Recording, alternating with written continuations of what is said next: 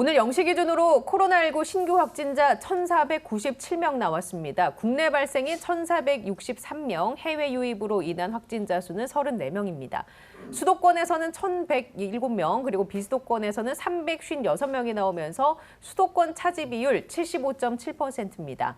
위중증 환자는 2명이 줄어서 누적 340명이고요. 사망자는 7명이 늘어서 국내 사망자 모두 2,367명입니다. 자, 교수님 오늘 지표부터 확인해보고 넘어갈까요? 예, 그렇게 하겠습니다. 여전히 그렇게 좋지는 않은데요. 언제나 이제 같은 요일로 비교해보는 게 도움이 되지 않습니까? 2주 전하고 비교하면은 오늘이 200명 많습니다. 그리고 1주 전 비교하면은 100명 정도 적거든요. 그러니까 2주 전하고 비교하고 1주 전하고 비교하면은 개선된다기보다는 다소 옆으로 여전히 횡보하고 있다. 이렇게 보는 것이 합당해 보입니다. 그렇기 때문에 다소 오르고 내리고 하더라도 계속 옆으로 큰 수치가 그대로 횡보하고 있다. 이렇게 보는 것이 좋을 것 같습니다. 내일 다시 수요일이 되니까 대폭 늘어날 가능성은 있는데 얼마나 늘어날까 하는 것은 이제 지켜볼 필요는 있다는 생각입니다.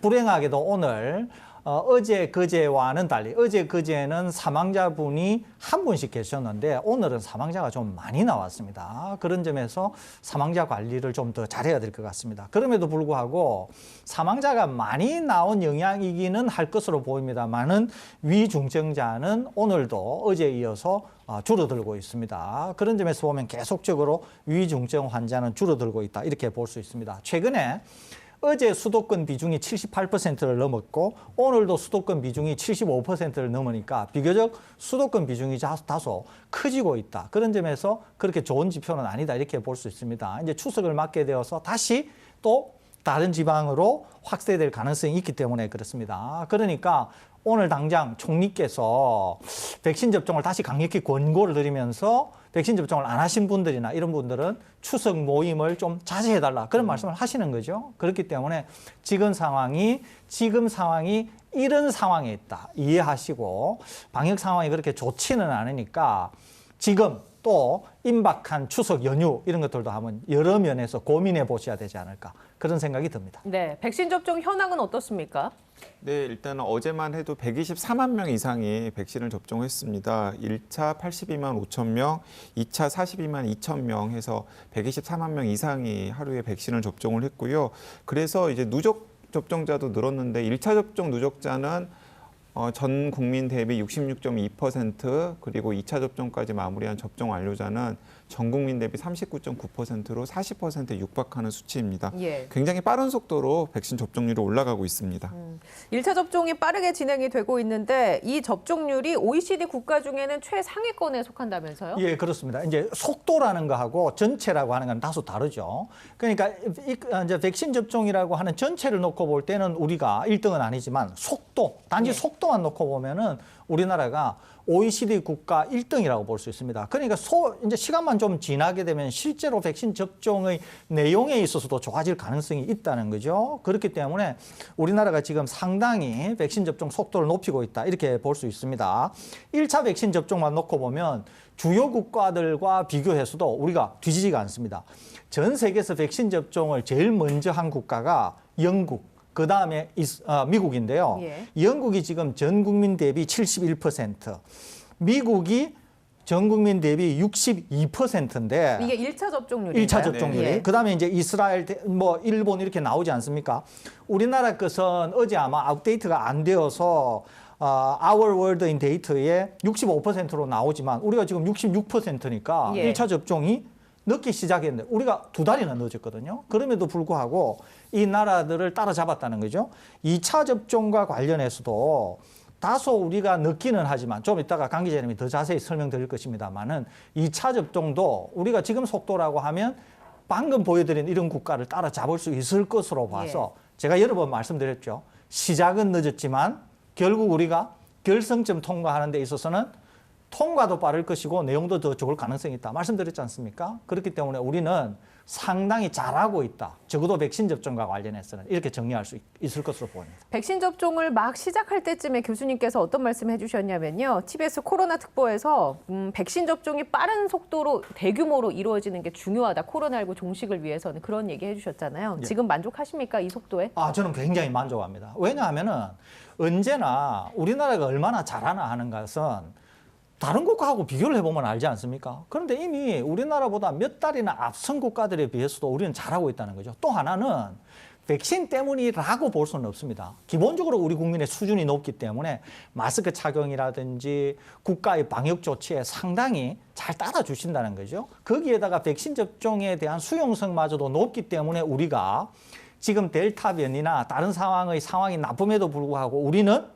다소 확진자는 많이 나오지만 그래도 통제 범위 내에 있다 이렇게 볼 수 있는 거죠. 그렇기 때문에 저는 우리나라가 굉장히 이 팬데믹과 관련해서 희망이 있는 국가다. 그다음에 앞으로 더 백신 접종이 일어나고 하면은 굉장히 좋아질 거다. 더더구나 단계적 일상 회복이라고 하는 용어가 너무도 잘 정해졌다. 그리고 잘 해가고 있다. 이런 말씀을 여러 차례 드리지 않았습니까? 그렇기 때문에 정말 우리나라는 좋은 국면을 조만간 맞이할 것으로 그렇게 예상이 됩니다. 예.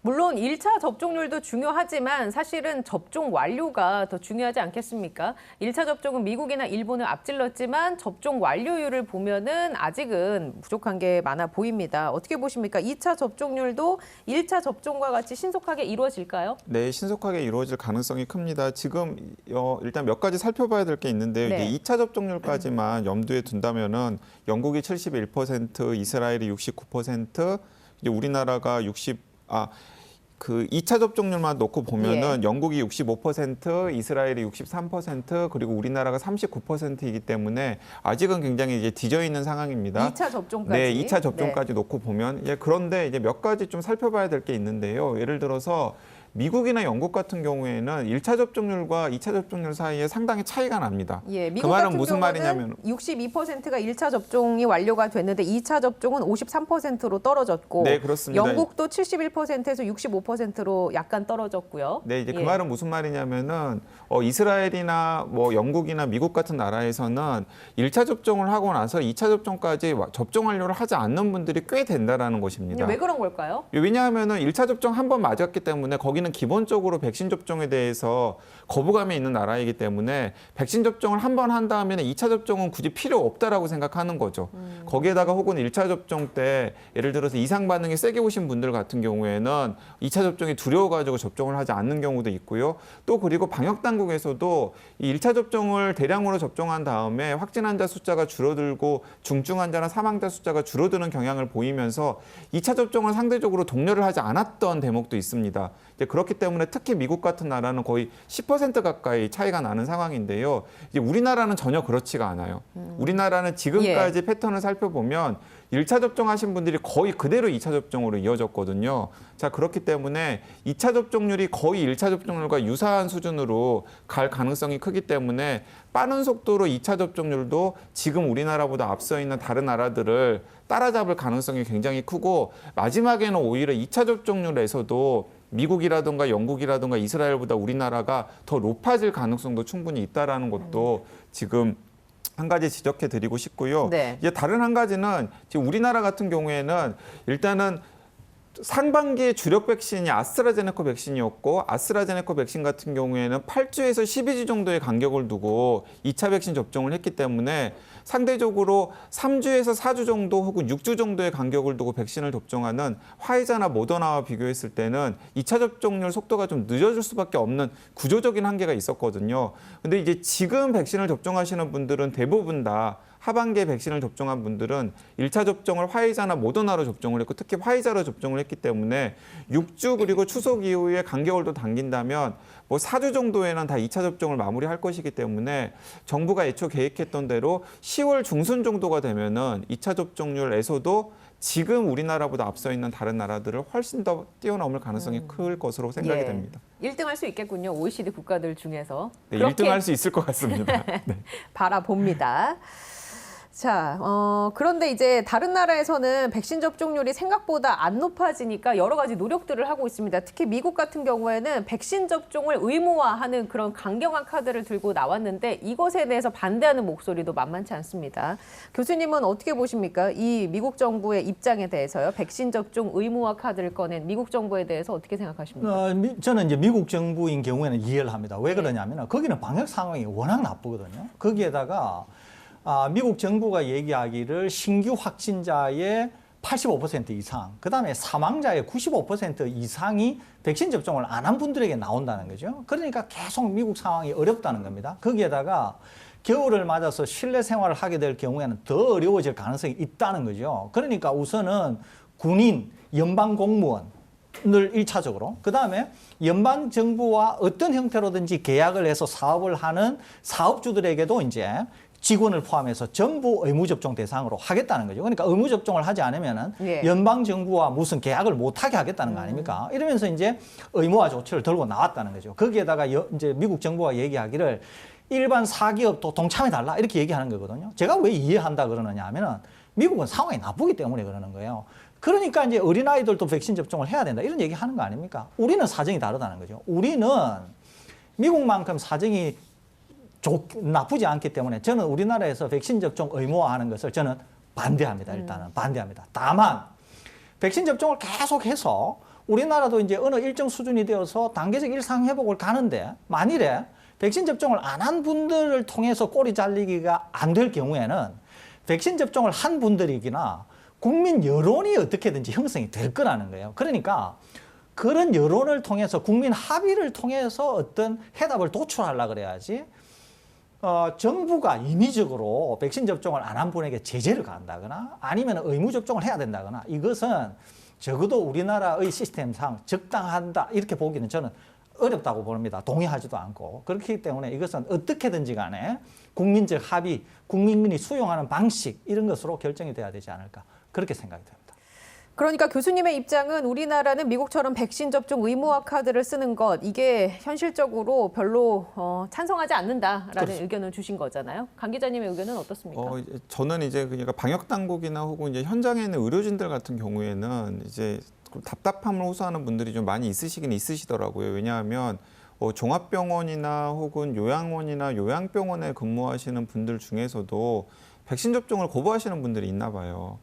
거기에 이제 의료진들이나 혹은 이제 종사자들 중에서 그런 요양원이나 요양병원이나 혹은 뭐 종합병원, 준종합병원의 집단 감염을 걱정하시는 분들 입장에서는 그런 상황이 굉장히 답답한 거죠. 예. 왜냐하면 일종의 굉장히 코로나19 환자들을 돌보기 때문에 코로나19 바이러스에 노출될 수밖에 없는 상황이고 거기에다가 감염이 되어가지고 그 바이러스가 전파가 되면 본인뿐만 아니라 가장 고위험군에게 심각한 위협이 될 수 있는 상황에서 근무를 하시면서도 본인의 신념 때문인지 아니면 이상 반응에 대한 두려움 때문인지는 모르겠습니다만은 어쨌든 간에 백신 접종을 거부하시는 분들이 있다라는 겁니다. 그래서 그냥 이제 사석에서는 마음 같아서는 다 잘라버리고 싶다라는 말씀을 하시기도 하세요. 그러니까 이제 그런 분들 같은 경우에는 좀 협의가 필요하지 않을까 싶습니다. 그러니까 특수 직종에 일하시는 분들은 업무의 특성상 네, 그렇습니다. 맞는 요양병원이나 요양원이나 종합병원이나 준종합병원 같은 코로나19 고위험군들이 모여 있고 만약에 거기에서 집단 감염이 일어나거나 바이러스가 전파되었을 때는 본인뿐만 아니라 굉장히 많은 분들의 생명이 위태로울 수 있는 상황이잖아요. 이제 그런 분들의 경우에는 지금과 같은 상황에서는 코로나19 백신을 어느 정도는 좀 의무화에 대한 그런 공론화 같은 것이 필요하지 않을까 하는 생각이 들고요.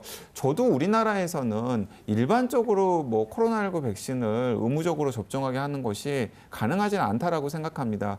근데 지난주 금요일에도 제가 말씀을 드렸습니다마는 예를 들어서 전 국민 80% 이상이 백신 접종 완료를 하는 시점이 생기면은 백신을 하시지 않은 분들이 백신을 접종한 들보다 훨씬 더 적은 상황이 되거든요. 근데 이제 그런 분들이 주로 여기저기 돌아다니시면서 바이러스를 전파하고 일상 회복을 방해하는 그런 장애물 역할을 하시게 될 거예요. 본인들이 원하든 원하지 않았든지 간에. 자, 그러면 정부가 강제를 하지 않더라도 저는 시민들 차원에서 그리고 민간 차원에서 백신 접종과 관련된 인센티브나 혹은 디스인센티브에 대한 아주 강력한 사회적인 논의가 있을 수밖에 없다라고 생각합니다.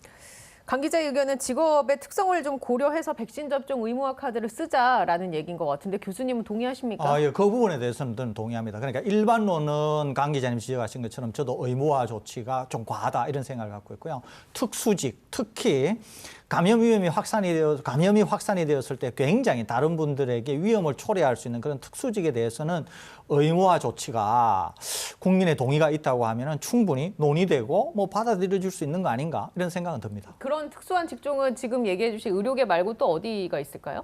일단은 기본적으로는 이제 의료계겠죠. 예. 예를 들어서 이제 응급 요원들이라든지 아니면 방금 말씀드렸듯이 요양원이나 요양병원이나 종합병원 혹은 준종합병원에서 근무하는 의료진과 그리고 직원들 같은 경우에는 이제 일상적으로 또 본인들도 바이러스에 노출이 될 가능성이 굉장히 크고 만에 하나 그분들이 그 시설의 바이러스를 전파시킬 경우에는 굉장히 큰 피해가 예상이 되는 상황이기 때문에 예. 그분들 같은 경우에는 백신 접종을 해야 되지 않나 하는 생각이 들고요. 그러니까 백신 접종을 하지 않을 정도라면은 그 미국에 있는 의료진들처럼 본인들이 그만둬야 되지 않겠습니까? 저의 직업 윤리로서는 그렇습니다.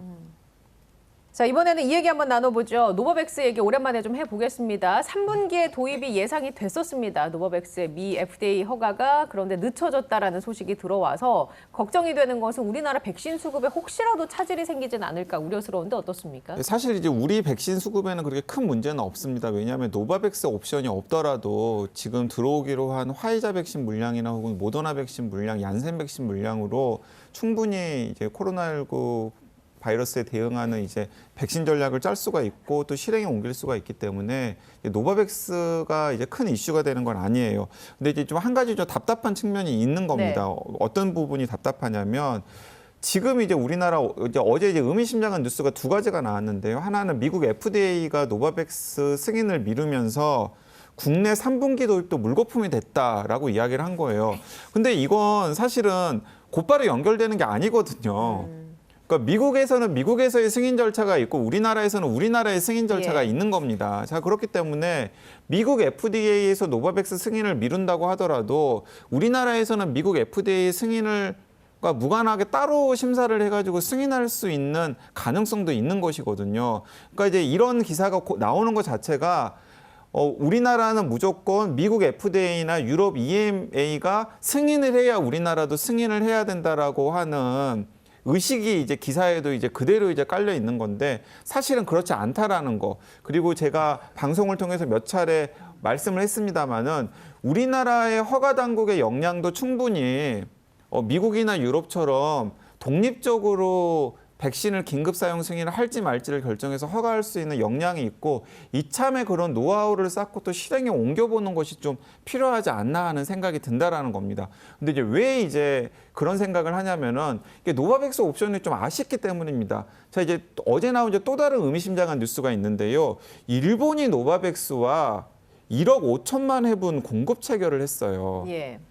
자, 근데 일본도 사실은 화이자 백신과 충분히 공급 계약을 했기 때문에 물량만 놓고 보면은 화이자로 부스터샷을 해도 될 정도의 물량을 확보해 놓은 상태인데 거기에다가 일본은 덧붙여가지고 노바백스 옵션을 지금 갖다 붙인 것이고 그 노바백스 백신을 일본의 다케다 제약의 공장에서 현지 생산해가지고 마치 우리나라 SK 바이오사이언스에서 노바백스를 생산한 다음에 국내에 공급할 가능성을 열어둔 것처럼 일본도 이제 그런 가능성을 열어둔 것입니다. 자, 일본은 아마 이런 생각을 하는 것 같습니다. 지금 이스라엘이라든가 미국의 이런 상황을 봤을 때 화이자 백신을 접종한 다음에 부스터샷이 필요할 때 부스터샷 옵션으로 화이자를 또 접종하는 것보다는 노바백스를 접종하는 것이 더 나을 수도 있다라고 하는 백신 전략을 지금 짜고 있는 게 아닌가라고 우리가 짐작을 해볼 수 있는 대목이 바로 이 뉴스라는 생각이 들고요. 그렇기 때문에 우리나라에서도 지금 화이자 혹은 모더나 등으로 지금 하반기 백신 접종을 하고 있는데 거기에 노바백스 옵션이 만약에 추가로 되었을 때는 여러 가지 가능성들을 우리가 염두에 두고서 앞으로의 백신 포트폴리오를 짤 수 있다는 점에서도 좀 노바백스 옵션 긴급 사용 승인이 좀 아쉽고요. 또 하나는 지금 이제 많은 시민들이 관심을 가지고 있는 소아청소년과 관련된 백신 접종 부분입니다.